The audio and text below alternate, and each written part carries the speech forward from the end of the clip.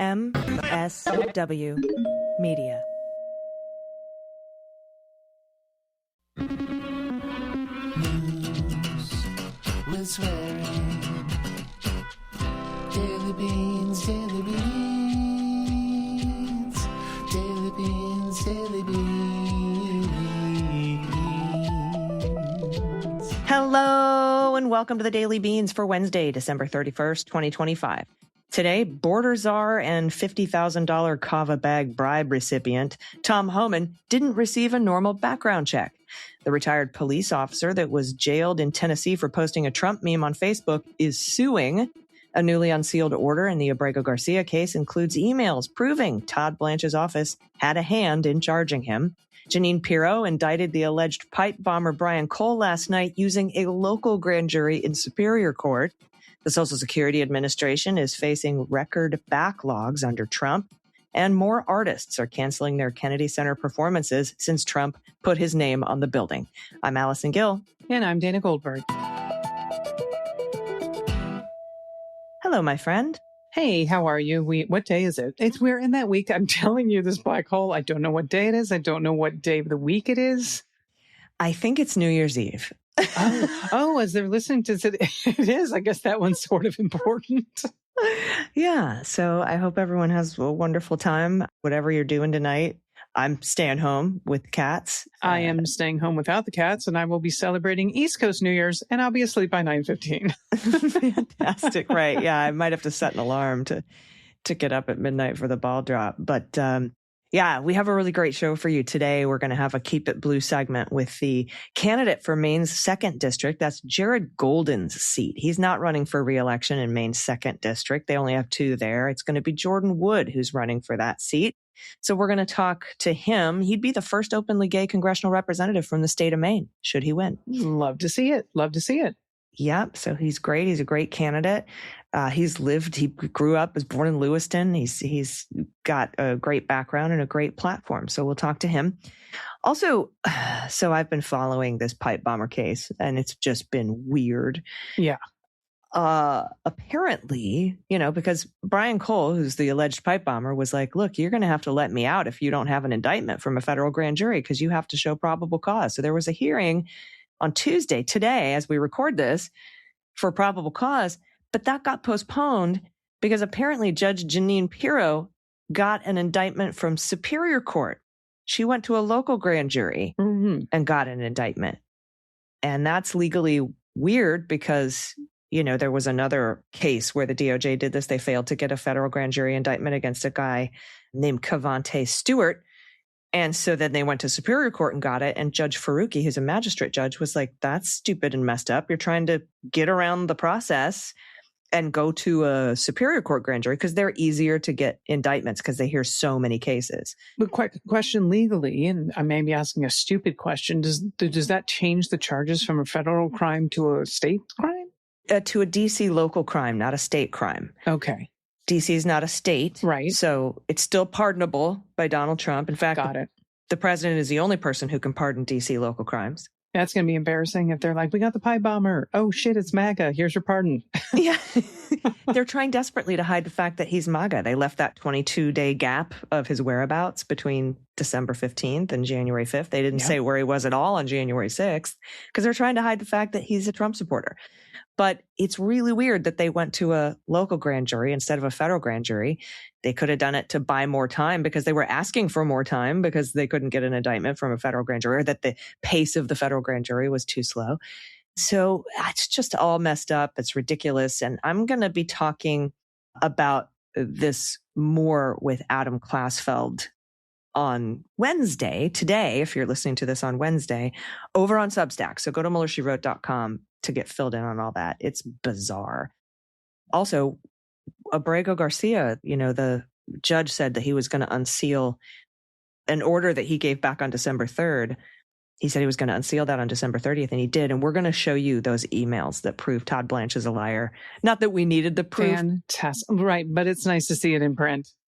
Yeah, we're going to see it in print over on the Beans Talk today. So go to MSW Media's YouTube channel and look for the Beans Talk, and we'll be talking about the Abrego case. I also will be discussing that with Adam Klasfeld later today at MullerSheWrote.com. Fantastic. All sorts of stuff going on today. But we do have other news to cover, my friend, so let's hit the hot notes. Hot notes.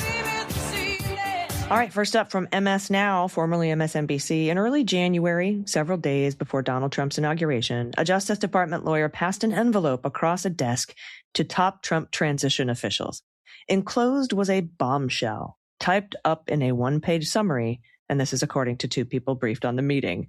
I like how he slides it across like he's a mobster offering you a bribe. As he read the contents of the envelope, the official, Emil Bovee, closed his eyes and grimaced, according to the people who requested anonymity. It revealed that Tom Homan, at the time a frequent companion of Trump's on the campaign trail, who had publicly boasted he'd be joining the Trump administration to lead his immigrant deportation strategy, was the subject of an ongoing bribery investigation.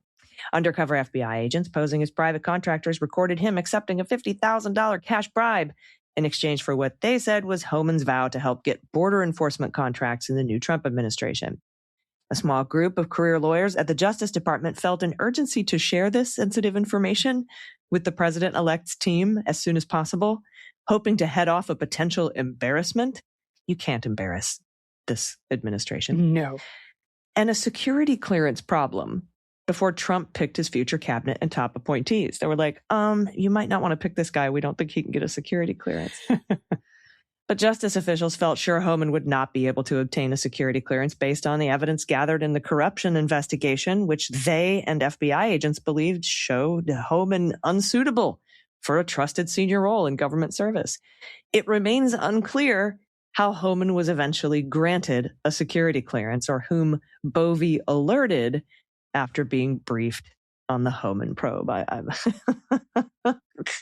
It's funny how they went from they were worried that he wasn't qualified to this crime made him highly qualified to be part of this administration. Yeah. You can't this could be embarrassing. I must be like, nothing can embarrass us. Basically. Jeez. Basically. All right, AG, this next one's from the Post, the Social Security Administration, the sprawling federal agency that delivers retirement, disability, and survivor benefits to 74 million Americans. It began the second Trump administration with a hostile takeover. We know this. It ends the year in turmoil. A diminished workforce has struggled to respond to up to 6 million pending cases in its processing centers and 12 million transactions in its field offices. This is record backlog that have delayed basic services to millions of customers, according to internal agency documents and dozens of interviews. Long-strained customer services at Social Security have become worse by many key measures since Trump began his second term. Agency data and interviews, they all show this. As thousands of employees, they were fired. We know that as well, or they quit. And hasty policy changes and, reassignments left inexperienced staff to handle this aftermath. Commissioner Frank Bisignano, what is Frank's last name? Yeah, I think you got it. I think it's Bisignano. All right. Mr. Frank Bisignano has authorized millions of dollars in overtime pay to employees in a race to clear the bottlenecks, which worsened dramatically after nearly 7,000 employees, 12% of the workforce, were squeezed out early the year. The agency said it's made improvements. For example, it reduced the processing center backlog by 1 million cases this fall. It cut pending disability claims by a third and kept the website live 24/7 after a series of outages earlier in the year. Well, at the start of September, one benefits authorizer in a processing center was called into an all-staff meeting with her colleagues. This is what she said. There, in that meeting, management explained that the backlog at the time, which was 6 million cases, was unacceptable, and that everyone would have to work overtime in an attempt to drive it down to 2 million cases by Christmas. And this is a quote. When they told us that, everyone just started laughing, just like I did on the podcast. She said, because there was just absolutely no way to get it down to that short period of time. Still, she and her colleagues, they've been hustling. That's what she said, processing cases as fast as they can, even as they can see their haste sometimes causes errors. Oh, no time to fix them. This is that she has decided best to just keep on moving. Well, just before Thanksgiving, Bisignano said that starting next year, he hopes to slash field office visits by half. More than 31 million people visited field offices in the last fiscal year, or they tried to at least. Critics say the change will dismantle the fail-safe for those who cannot use computers, no matter how imperfect. Now, at the same time, in recent weeks, hundreds of employees who transferred to customer service operations, they've been recalled to the roles that they were originally hired to fill. Others have been reassigned to a new digital engagement office. During Christmas week, the grind continued for most frontline staff. And after Trump signed an executive order last week closing most federal offices on Christmas Eve and Friday, Bisignano told his staff in that office, teleservice centers, processing centers, and more operations that they were all going to remain open. I'm sure those are very fucking happy employees right now. They cut 12% of the workforce and they're like, we can't figure out why we have this backlog. Everyone come in on Christmas and fix it, please. Yep. Fuck you. Making mistakes. And they're like, let's just power through. No time to fix the mistakes. Oh, man. I feel so bad for the people working at Social Security Administration. People trying to get their claims processed. This is so just hurtful. All right, next up from the Post. I remember this story, we covered it. Phil Williams covered it at News Channel 5. That there was that guy who posted a meme after Charlie Kirk's death and he got arrested and was put in jail for it. Yep. All right, this is an update. A retired Tennessee policeman who spent more than a month in jail over an anti-Trump Facebook post is suing the authorities responsible for his arrest. Attorneys for Larry Bouchard, who's 61, filed a lawsuit in federal court Wednesday against a sheriff, an investigator, and Perry County, which lies about halfway between Nashville and Memphis.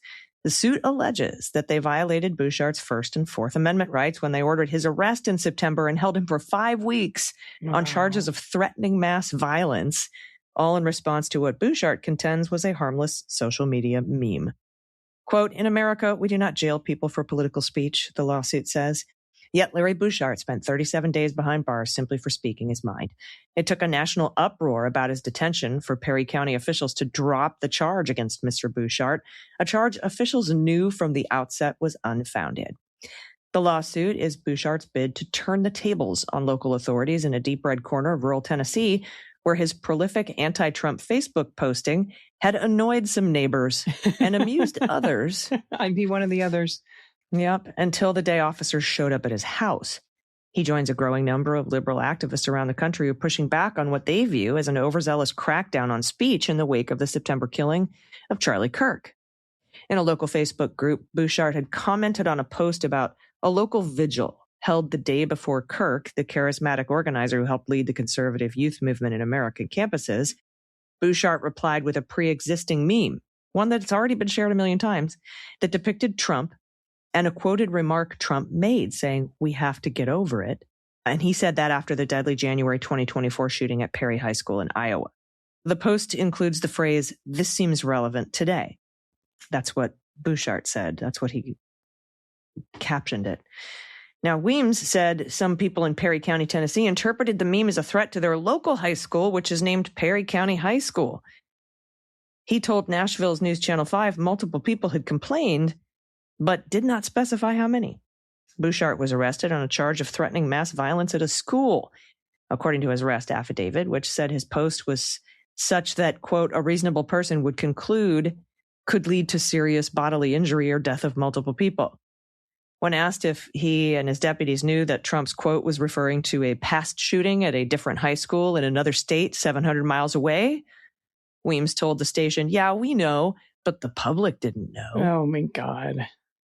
Bouchard also lost employment, according to the lawsuit. After a 34-year career in law enforcement, he was working at a post-retirement job in medical transportation, but lost it because he was in jail for 37 days. Bouchard is among a small but growing number of people who have filed lawsuits challenging punishments they received for Kirk-related social media posts. Last week, FIRE, F-I-R-E, filed a federal lawsuit on behalf of Monica Meeks, a U.S. Army veteran, who was fired from her Tennessee state government job in September after she posted a comment referring to Kirk as a white supremacist on Facebook. He is. Yeah. A spokesperson for the agency that fired her declined to comment Wednesday, saying they don't comment on active litigation. In another case, a federal judge in September ordered the University of South Dakota to reinstate Michael Hook, a tenured art professor who'd been placed on leave for a Facebook post that derided Kirk on the day he was killed. Just free speech. Yeah, okay. Yeah, no shit. Ay, all right. And speaking of people that are actually exercising their rights, this one's from NBC. More artists have canceled their upcoming performances at the Kennedy Center after its board voted to rename the performing arts venue to include President Donald Trump's name. Well, the canceled performances to date include shows previously promoted for Christmas Eve, New Year's Eve, January 4th, April 24th, and the 25th. The Cookers, which is a jazz band that was scheduled to perform Wednesday night, it didn't cite a specific reason in announcing their decision, but their statement hinted at politics. And this is the quote: "Jazz was born from struggle and from a relentless insistence on freedom, freedom of thought, freedom of expression, and of the full human voice. Some of us have been making this music for many decades, and that history still shapes us." This is what the statement read and went on to say, "Our hope is that this moment will leave space for reflection, not resentment." What a beautiful statement. Mm-hmm. Christy Lee, who I actually have met, I know, great performer, was scheduled to perform January 14th, announcing her cancellation on Instagram, saying, "Canceling shows, it hurts, but losing my integrity would cost me more than any paycheck." Well said. Yep. When American history starts getting treated like something you can ban, erase, rename, or rebrand for someone else's ego, I can't stand on that stage and sleep right at night. This is, again, Christy Lee, who described herself as, and I quote, "just a folk singer from Alabama." Yep. She said that instead of playing at the Kennedy Center next month, she would play a live show from her home. In a separate statement on her website, Lee said the cancellation was due to concerns for the center's institutional integrity. She said she believes publicly funded spaces must remain free from political capture, self-promotion, or ideological pressure. She said this decision is not directed at the center's dedicated staff, the artists, or the patrons whose work and commitment to the arts remain deeply respected. Rather, it's a statement in defense of the center's founding purpose and the ethical responsibility shared by artists who grace its stage. Amazing. Reached for comment, her representative, Tana Pierce, confirmed that the artist's decision to withdraw was a response to renaming the center with Trump's name. She said Christie's decision to withdraw came from concern about how the Kennedy Center's legacy is being reshaped. Canceling the show carried real cost, but she felt compromising her integrity would cost more. There's a dance group called Doug Verone and Dancers. They announced Monday that they would be canceling their April 24th and 25th performances, citing the name change. They said, with the latest act of Donald J. Trump renaming the center after himself, we can no longer permit ourselves nor ask our audiences to step inside this once great institution. Well done. The Kennedy Center's interim president, I hate myself, Richard Grinnell, who also serves as a special envoy to Trump, said Monday in a statement on Twitter that the artists canceling shows, and I quote, were booked by the previous far-left leadership. Their actions prove that previous team was more concerned about booking far-left political activists than artists willing to perform for everyone, regardless of their political beliefs. Boycotting the arts to show you support the arts is a form of derangement syndrome. Multiple shows and performers have canceled events, by the way, at the center since Trump's takeover began, including the musical Hamilton and Issa Rae, because she's fucking awesome. You just cannot expect, first of all, Christy Lee is from Alabama. She also happens to be a lesbian. You can't expect her audience to walk into a place that now has the name of a president that's trying to strip the rights away from a community that she belongs to. You've got jazz that started off in the Black community. You expect people who are fans of this to walk into a building with the name of a man that is deeply racist and has been his entire life. And the other thing is, if I was an artist, I signed a contract to perform at the Kennedy Center. I didn't sign a contract to perform at the Trump Kennedy Center. I have every right to get out of that contract. All these guys can go fuck themselves. Yeah. We're going to sue you for $1 million for canceling your jazz concert. Go ahead. That's right. Dare you. That's I will fine. win this on breach of contract. I don't have a contract with the Trump Kennedy Center. I've got a contract with the Kennedy Center. Thank you very much. 100%. Boycotting the arts is derangement syndrome. Really? The guy who told everyone to not watch the Super Bowl halftime show? Really? Okay.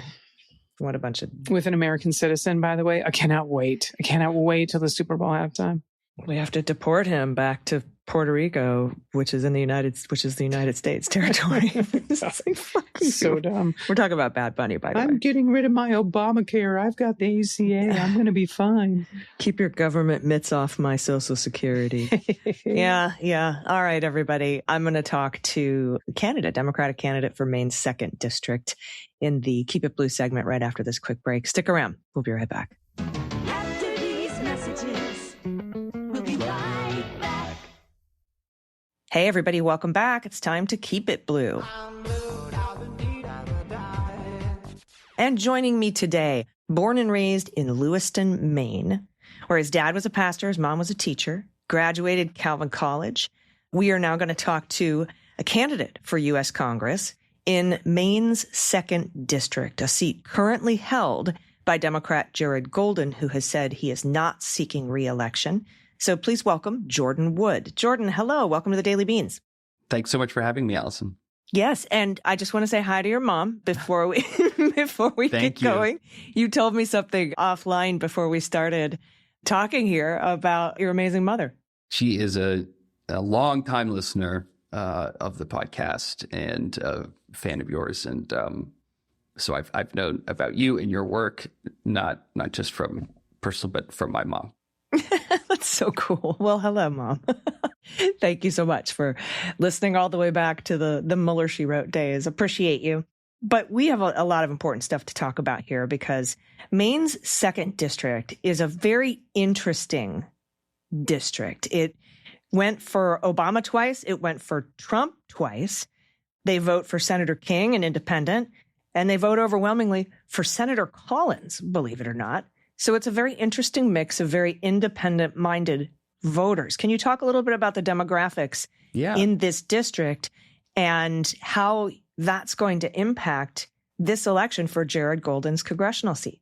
Yeah. So for those that don't know Maine that well, we have 2 congressional districts, and the 1st district is sort of the greater Portland area, which is the largest city. And the 2nd district is most everywhere else. So it's one of the most rural districts in the country. And we're the largest by land congressional district east of the Mississippi. And the point you raised about voting for Obama and then voting 3 times for Trump is a really important one. 3 times. Yeah, because there's 11 counties in the district. 10 of them voted for Obama twice. And almost every single one voted for Trump. And our state has the highest percentage of those counties. And that's really who the people of the district are is a lot of former mill towns, a lot of communities that have been hit very hard by the free trade deals, NAFTA, and other of the other deals that have really by and large benefited the wealthiest Americans and corporations at the expense of working people. And it is many voters who feel left behind by both parties.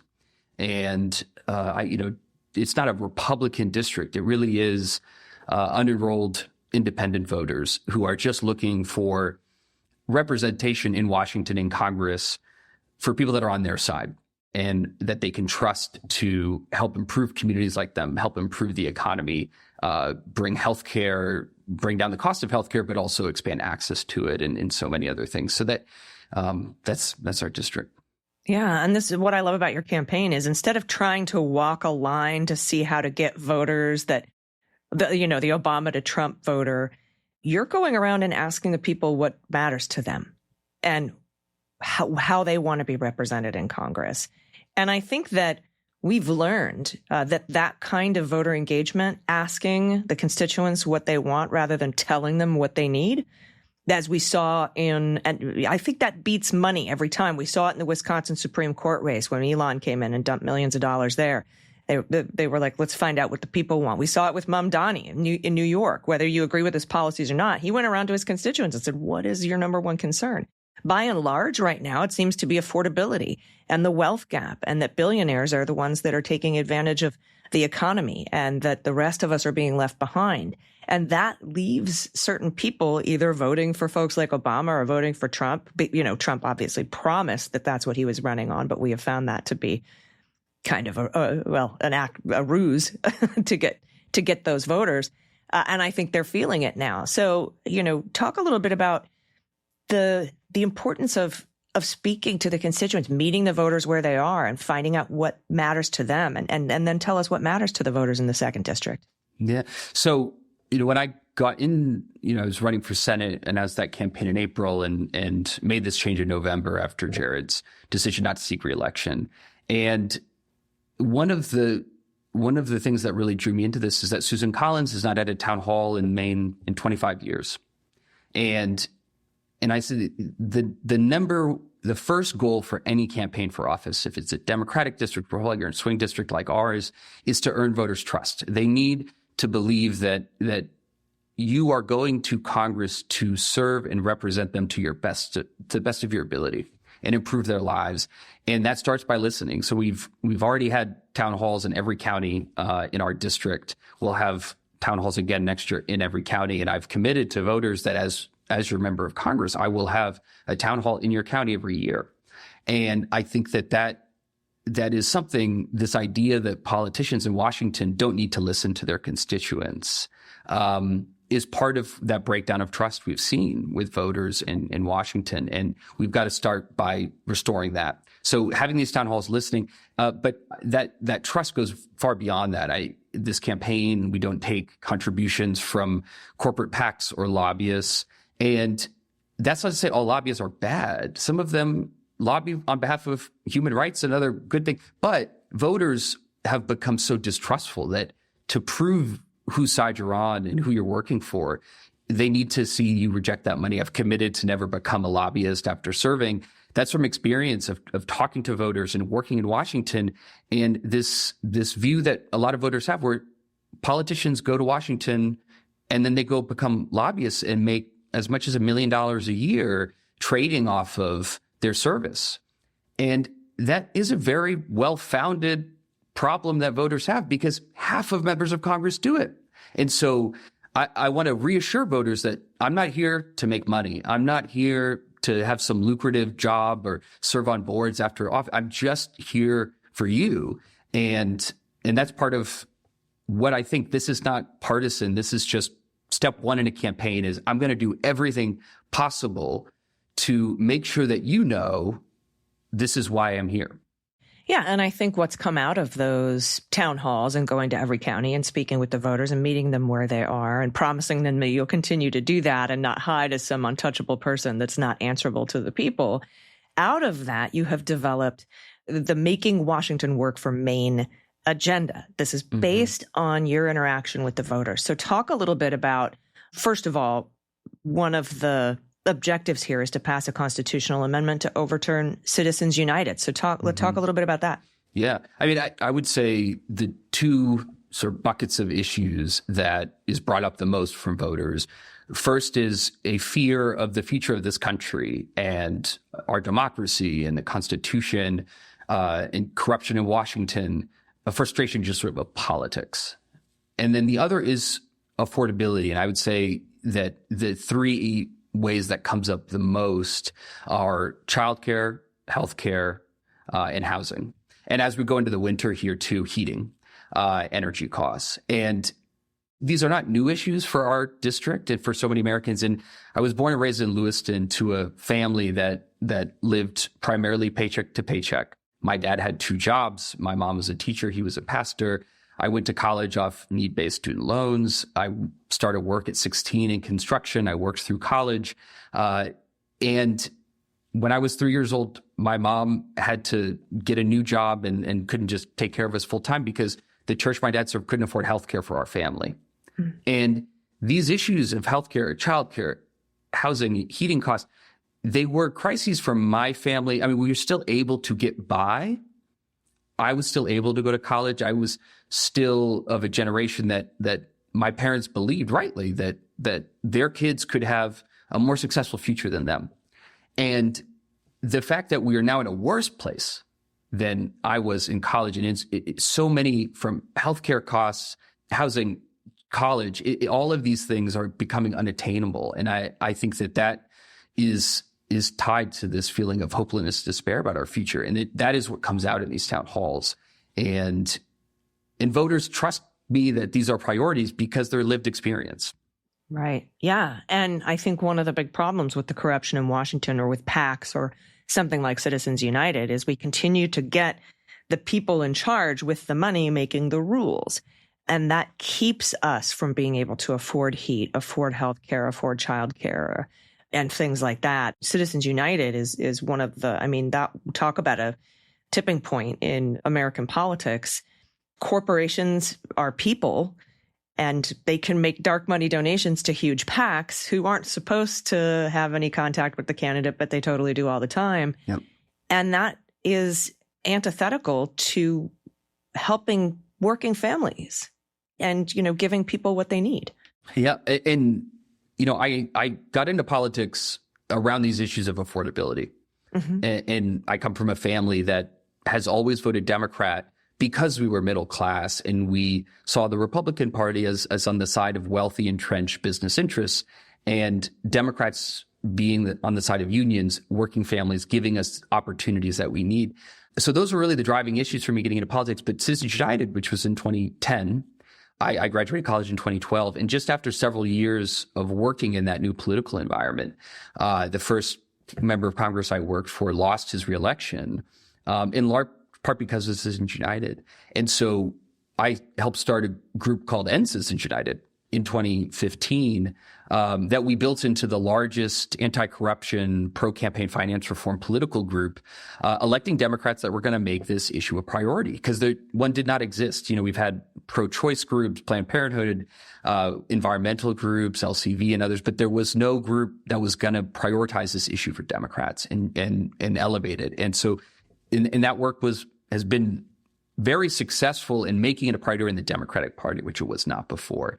And you mentioned this vast growing wealth inequality and a government that has done so much to help the wealthiest and corporations. And it's absolutely tied to the rise of money in politics. And I think it affects us in ways that we don't even know. When we have candidates running for office who have to raise, we'll have to raise over $10 million for this House race.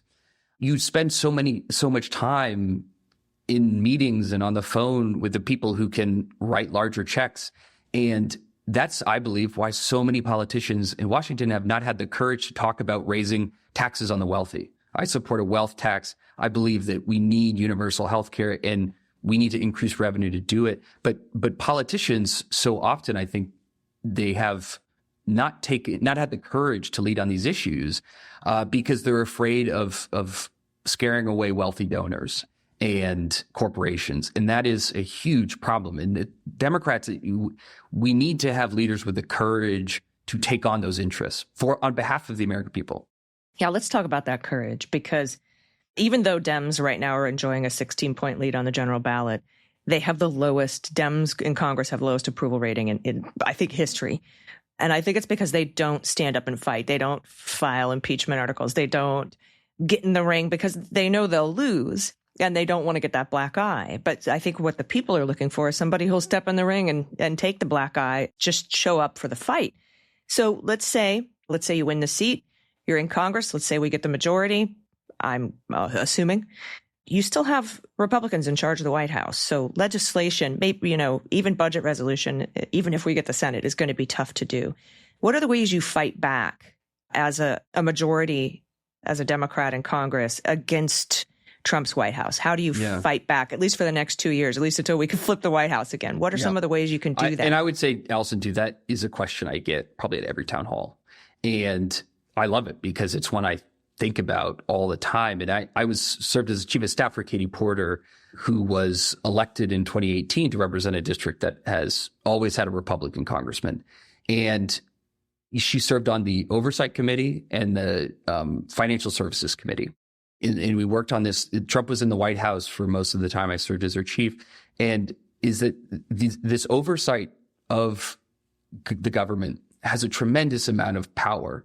And it's one that freshman members of Congress, there's not much that is sort of fair in how the House of Representatives works. But one area that is that every member on a committee gets 5 minutes to question people brought before the committee, and the majority is able to decide who comes forward.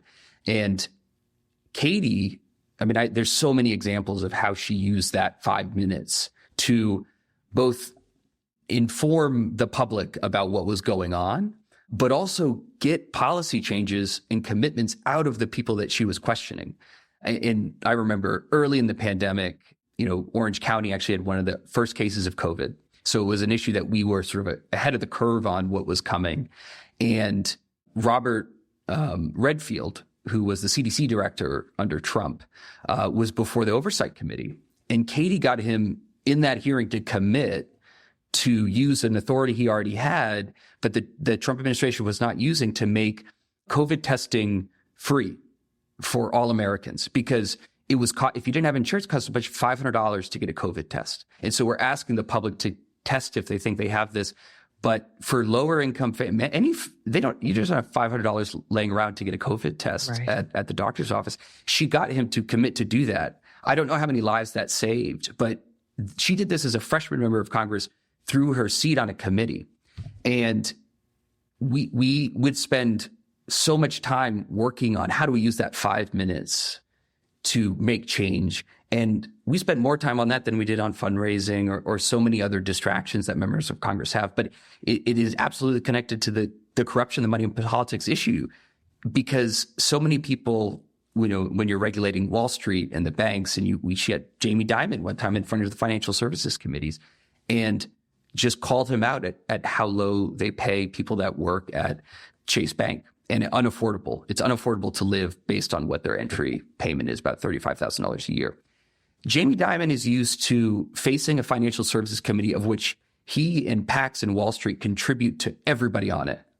And so they don't get called out because they have this financial connection to it. Katie doesn't take their money. And so she really scares them because and so that is just, I think, such an important lesson of members of Congress can all use these positions on committees, especially when Trump is still in the White House, to conduct oversight and inform the public of what Trump is doing and this administration is doing that is hurting working families, that is violating our democracy and our Constitution, and bring change. And I wish we had more Democrats with the courage to do that, but that's how I will approach this job from day one. Yeah, thank you. Thank you so much, because I think oversight, a lot of people overlook it. They think, well, we need to get a majority in the Senate and we need to get a majority in the Congress so we can pass bills, so we can pass legislation. But it's also a check on the executive branch. And right now, Congress is pretty kneecapped by this administration and by Mike Johnson and the Republicans that are in Congress, who have ceded their power, the power of the purse, the power of appropriations, the power of oversight, because they're in charge and they don't want that type of microscope coming down on them. Yep. But oversight is so important. Everybody's like, well, when are we going to get our tribunals? When are we going to hold these people accountable? ICE. When are we going to hold this administration accountable for what they're doing? RFK Jr., whatever it is, Pam Bondi. It's through congressional oversight. We aren't signatories on the International Criminal Court, so we can't send these people to The Hague. We don't have the Attorney General spot right now, and we can't until 2029 at the earliest. So the only accountability that this administration and the corruption that is going on, the only accountability they'll face is through oversight in Congress. Yep. And the other power that Congress has in the Constitution is around taxing and spending. And so, you just taking ICE as an example, the lawlessness that this administration is engaged in around immigration and is something that Congress can decide that they are not going to fund these parts of the government until there is change. And they have that power, and Democrats just need to use it effectively in the majority, because Trump is trying to circumvent this constitutional power that Congress has around taxing and spending.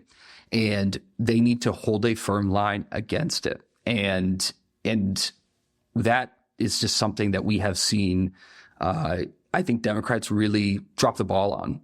Mm-hmm. Yeah. And it's also hard when you don't have the majority, which I think we might be able to overcome in 2026. Fingers crossed, right? 16-point general ballot lead. But, we got to keep the pressure on through this exact kind of campaigning that you're doing. One last question for you. In the immediate future, how do you help affordability when you win this seat? You know, people can't wait until 2029, obviously. So what are some immediate things you can do? Taxing and spending is one of the things. What are some other things?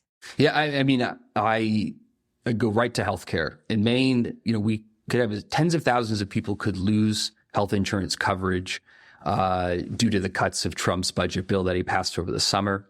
The failure of Congress to renew the Obamacare tax subsidies for the marketplace is driving up the cost of premiums for so many people. They will lose insurance. As many as 5 hospitals in rural counties could close. So we are dealing with a decline in access, rising in the cost. I believe that we need to get to a Medicare for all single payer system. That will be the best system for regular people. But in the short term, we've got to do everything possible to restore the tax credits to bring down the cost of premiums. Another way, you know, oversight can be used in this way too is, you know, we got Medicare to be able to negotiate drug prices. It's something that Biden signed into law. I would have preferred a more expansive number of prescription drugs that Medicare can negotiate with, but that is going to have a meaningful impact on people's lives. It's going to save Medicare money, is going to lower the cost, but it's something that oversight helped make possible by having pharmaceutical executives be brought for the committee and explain why this drug that cost $300 last year is now costing $500 when the drug's exactly the same. So why are you raising? And so there's a lot of work that Congress can do in the short term as we work towards getting to a place of universal coverage, a Medicare for all system, which is where this country needs to go. But healthcare is brought up all the time. We have the oldest population in the country in Maine, and so it is an issue that just everybody is worried about. Yes, but I have reduced drug prices by 700%, which means that if you buy a drug, we actually pay you for it. I can't with whatever's coming out of this administration's mouth on healthcare. Yeah. It's the most ridiculous backward. Yeah. But I would just obviously want to just on, you mentioned Mamdani, or I think came up in the conversation, but, you know, voters, you know, maybe Mamdani is not able to deliver on certain things that he promised around total free buses and freezing the rent, but they want someone fighting for those things, because if you are fighting for it, then you get closer than if you didn't.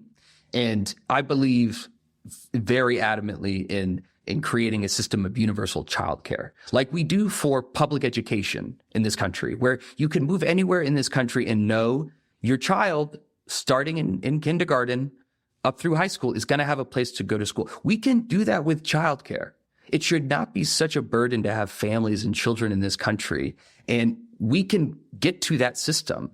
And I can tell you, if I just gave up and said, you know, it's going to be too hard to create universal, affordable childcare, I believe in capping it at $10 a day, then we really wouldn't get anywhere. But if we fight for this, we'll get somewhere that starts us in that direction. And that's what voters are looking for. They're not looking for us to just sort of give up before we start the fight. Oh, yeah. Imagine if someone had said, we'll never get marriage equality, that we'll never get it through. Like, why bother fighting?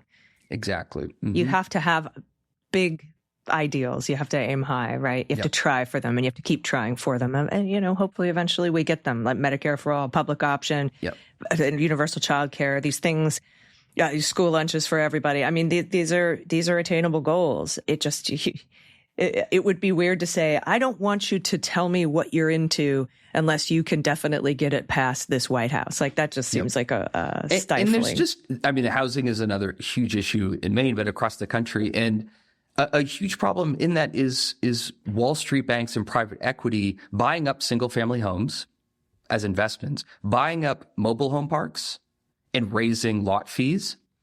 You know, Congress can stop that. Congress has the power to regulate private equity and hedge funds to stop them from driving up the cost of housing and having a mobile home. We can do that change. And that's what I'll fight for. And I'll fight for historic investments in building new affordable housing. But there's a lot that we can do that we don't hear talked about or fought for very often by members of Congress. Well, yeah, no, because we know where some of their bread is buttered and where they get a lot of their money, which is, again, brings us back to PAC money and Citizens United.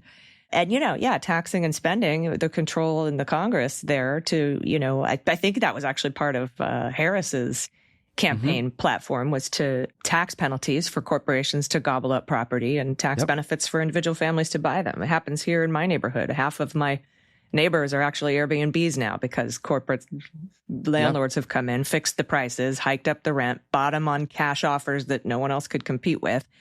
And they've turned it into a business for themselves. That's the kind of stuff that we definitely can and should fight in Congress. Yep. And just one last thing I'll say on housing is that we still have policies in place from when Ronald Reagan was president where they stopped HUD from actually building houses.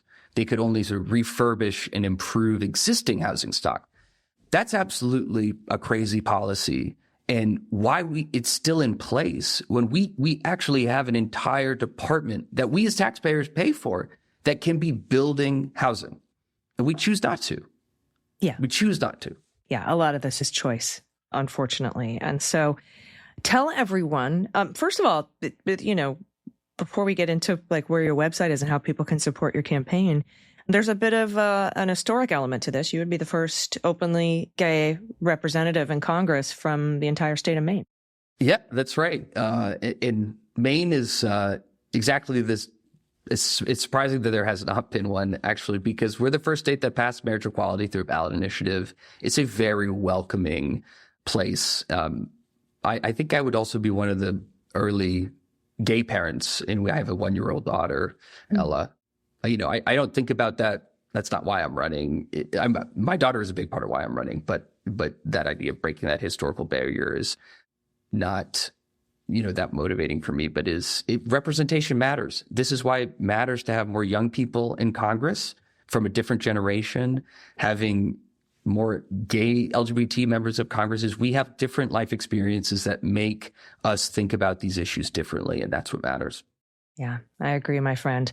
Thank you so much for joining us today here on the Daily Beans. Please let everybody know your website so people can find, follow, and support you for getting Jared Golden's seat there in Maine, too. Yeah, electjordan.com. We're on almost every single social media platform at Jordan Wood, ME, or Jordan Wood, Maine. Awesome. I appreciate your time today. Thank you so much. I love Thank you, Maine. Allison. Maine is like one of those states where the red voters are actually just more independent. It's kind of like I've got a sister state here in Arizona where the Republicans are more like, stay out of my life. Let me be gay. Let me grow weed. Let me have my gun and just leave me alone kind of a vibe. And I pick up that vibe every time I visit Maine too. They're like just very independent, don't want money in their politics, want to be able to afford things, want to work hard and earn decent pay for decent work and have that dignity. And I think that that's exactly what your platform brings. We have ballot initiatives every election, just a couple. And that to me, that's you can see exactly where voters are when they have these questions. And an amendment to overturn Citizens United was on the ballot in the 2024 election. It passed with 75% of the vote. We just had a red flag law pass across the state, but even in the 2nd congressional district to implement new gun safety laws passed. And so these, this is a voters looking for common sense solutions that are going to make their state and their communities better, safer, and work for them. Yeah, agreed. Thank you so much, my friend. It's been great to talk to you. Thank you, Allison. And we'll talk soon. I'd like to check in again. When is your primary? The first week of June. Yep. Excellent. And we start collecting signatures to get on the ballot at the end of the week, January 1st. Wonderful. Get out there in the snow. Yeah, it's cold. Somebody's in our dooryard. We got somebody here in our dooryard. Thank you so very much. Everybody, stick around. We're going to be right back with the good news. Hey, everybody, welcome back. It's time for the good news. Who likes good news, everyone? Then good news, everyone.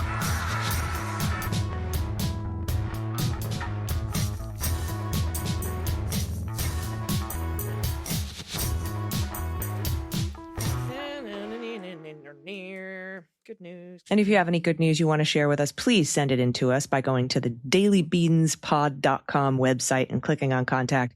It can be anything small or big that's happened recently or in the distant past. Maybe a fun story that you normally share with friends while you're sitting around and hanging out. Maybe you want to share that story with us, or you have a shout out for a loved one or yourself, or a nonprofit you'd like to shine some light on, maybe a small business in your area that could use a boost. We'd love to hear about that. Maybe you have a shout out to a government program that's helped you or a loved one. Maybe you have a funny joke, your favorite street joke. Maybe tell us who your favorite comedian is and what your favorite joke of theirs is. We would love to hear from you.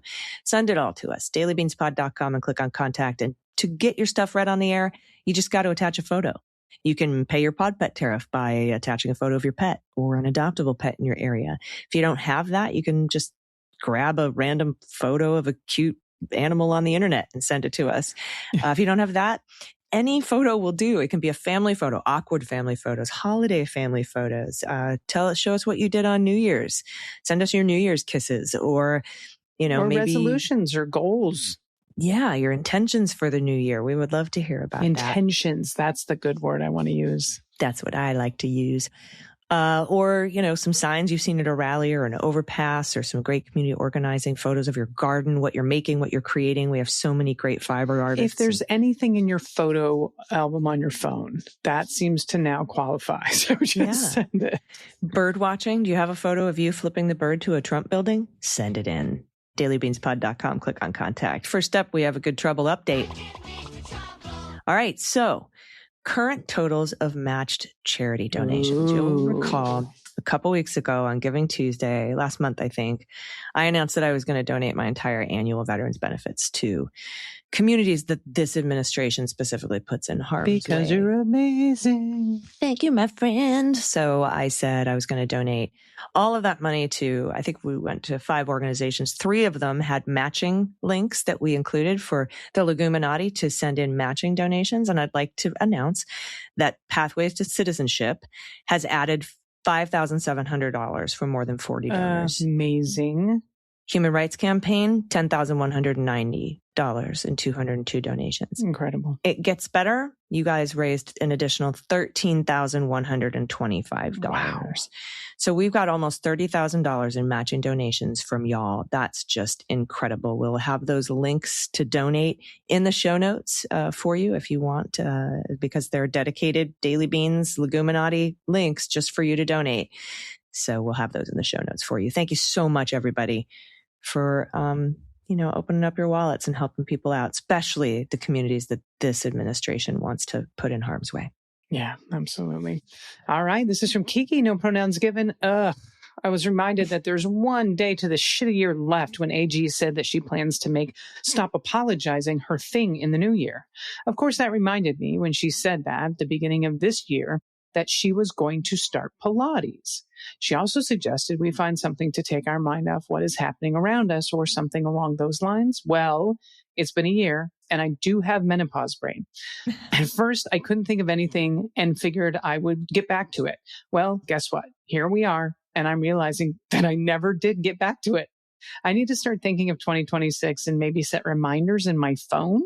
Happy New Year, and thank you both for keeping me laughing and sane throughout this year. For my pod pet tags, I've added 2 pics.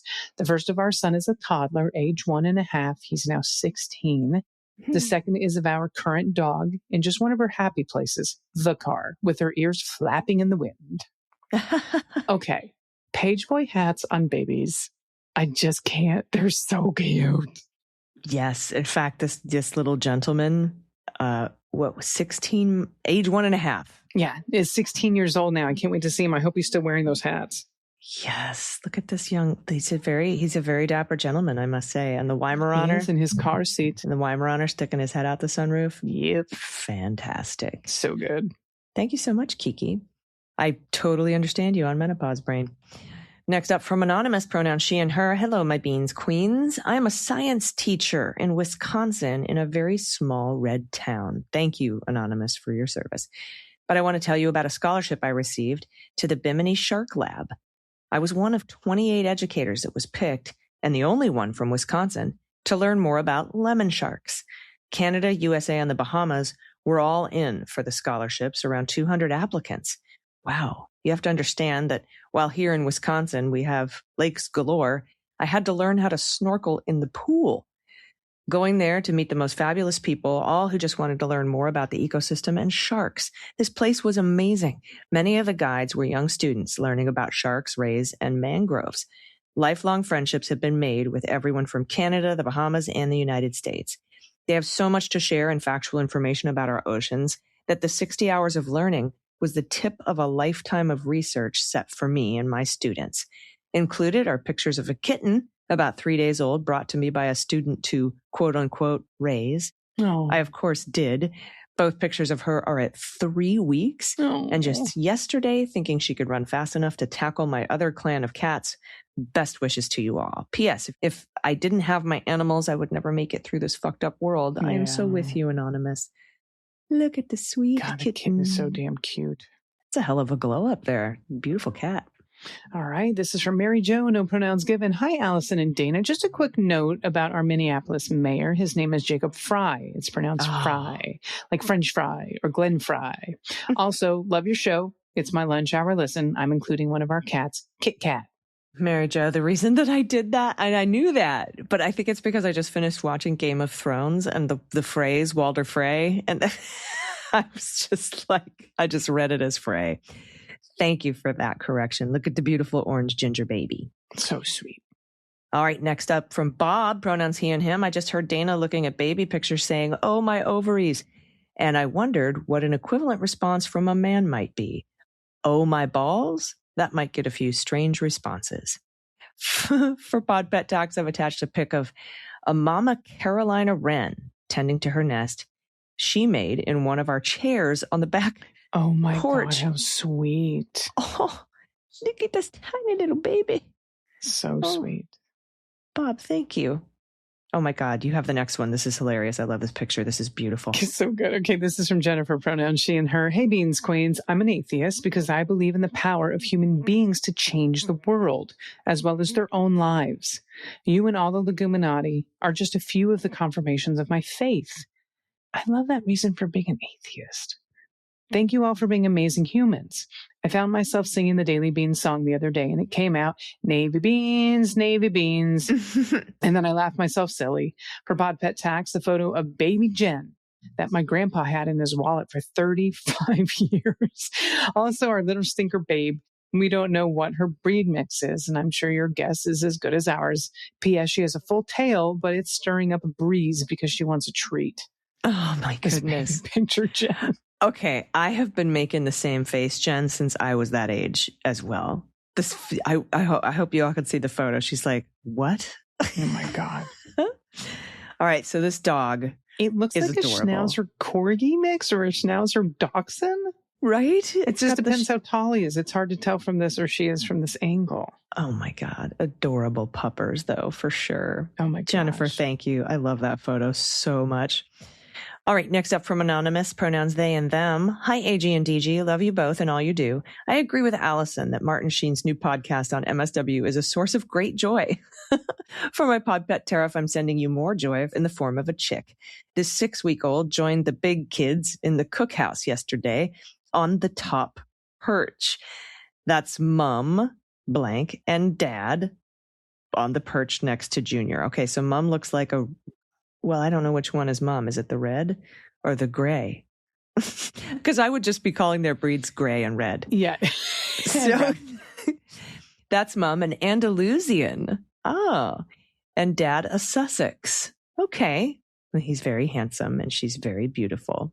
Andalusian. Hey, Andalusia. Okay, so that's a Pixie song and has nothing to do with chickens. Anyway, thank you so much, Anonymous. All right, moving on. This is from Tiffany, and as a mom who's been missing her son who died from brain cancer at 9.